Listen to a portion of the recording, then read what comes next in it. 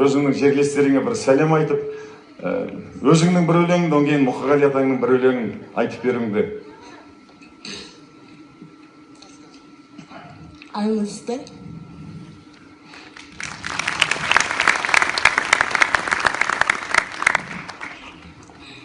Су, чай. мынау енді көп сөйлеп әдеттен озбай өзің өлеңді оқып берейін.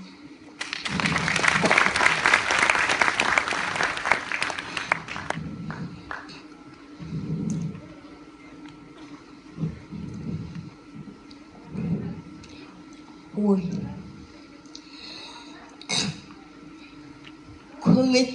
көңілден түрлі күй жалқын, көзімнен ыстық жастан.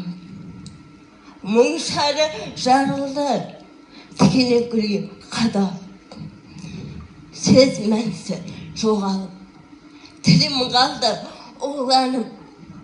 Қураған қу ағаштай отырғаным, ақылымнан тоналып.